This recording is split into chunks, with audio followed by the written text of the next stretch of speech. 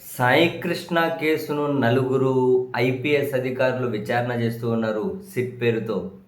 కానీ ఇప్పటి వరకు వాళ్ళ విచారణలో పురోగతిని వాళ్ళు బయటపెడుతున్న 1, 2 విషయాలు గనక చూస్తే నిజంగా అదేదో సినిమాలో చూసినట్లే ఉంది. సీరియస్‌లీ. పోలీసులే కొట్టి చంపేశారు, బూడిద కూడా మాయం చేశారు అని చెప్పి ఇంత సంచలనమైన కేసు. ఇప్పటి వరకు సిట్ 1% అయినా సేకరించిన ఆధారాలు ఈ కేసులో లేవు. తీవ్ర స్థాయిలో విమర్శలొచ్చినప్పుడు తీరా ఇవి న్యాయస్థానాల గడప తొక్కి సిబిఐ విచారణ జరపాలి అన్నప్పుడు సిఐ నాగరాజుని అరెస్ట్ చేశారు. మళ్ళీ విచారణ చేస్తూ ఉన్నామన్నారు. మళ్ళీ హెబియస్ కార్పస్ పిటిషన్ గత నెల 29 విచారణకు వస్తుంది అనుకున్నప్పుడు అదిగో మళ్ళీ ఇందులో 2 కానిస్టేబుల్ వచ్చి లొంగిపోయారని చెప్పి 2 కానిస్టేబుల్ లొంగిపోయారు.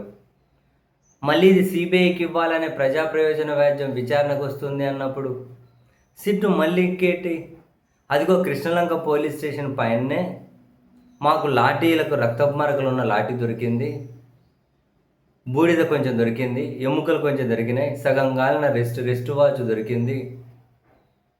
ఎప్పుడు 2 నెలల కిందట కొట్టి కాల్చి ఎక్కడో అనాథ శవం అని చెప్పి ఎక్కడో కాల్ చేశారు, బూడిద చేసేసారు అని చెప్పి ఇప్పటి వరకు వార్తలు వెలువడితే ఈ విచారణ అధికారులు కూడా అక్కడికి పోయి కూడా విచారణ చేస్తే 2 నెలల తర్వాత డాబా మీదకు ఆ రక్తపు మరకల లాఠీ ఎట్లా వచ్చింది, బూడిద ఆడెందుకుంది, ఎముకలు ఆడెందుకుంది, అక్కడే కాల్ చేశారా లేకుంటే ఎక్కడో కాల్చి ఇక్కడికి తెస్తారా, ఎక్కడో కాలిస్తే ఇక్కడెందుకు తెస్తారా అవి,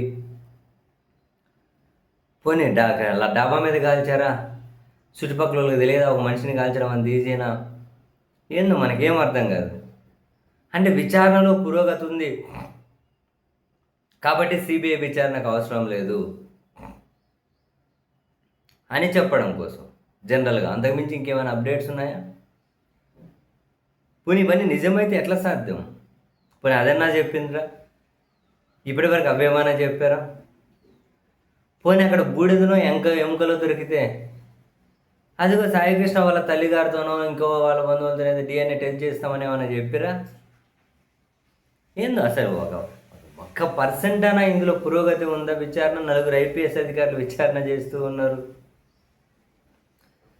నిజంగా ఒక పౌరుణ్ణి పోలీసులే కొట్టి చంపి బుడిద చేశారు అంటే కనీసం ఇటువంటి విషయాల్లో అయినా సీరియస్గా విచారణ. సరేలేండి, ఈ పోలీసులే నిందితులైనప్పుడు మళ్ళీ ఇదే పోలీసులు విచారణ నిజాయితీగా చేస్తారు అని చెప్పి మనం ఎక్స్పెక్ట్ చేయడం కూడా కరెక్ట్ కాకపోవచ్చు. బట్ సరే, ఏదో విధంగా కరెక్ట్ చేస్తున్నాము అని చెప్పి ప్రజలను కన్విన్స్ చేయాలి, న్యాయస్థానాలను కన్విన్స్ చేయాలి అని ఆ ప్రయత్నాలన్నా చేస్తూ ఉంటారు పోలీసులు. సరే, వాళ్ళ ప్రయత్నాలన్నా సఫలీకృతం అవుతాయేమో తెలియదు. ఏది ఏమైనా ఇంత ఈజీగా ఒక పౌరుణ్ణి కొట్టి చంపేసి బూడిద కూడా మాయం చేశారు. లేదు, బూడిద కూడా మాయం చేయకుండా పైన డాబా మీద దాచారు అని చెప్పాలేమో ఇప్పుడు. పాపం పోలీసులకు మానవత్వం ఉంది.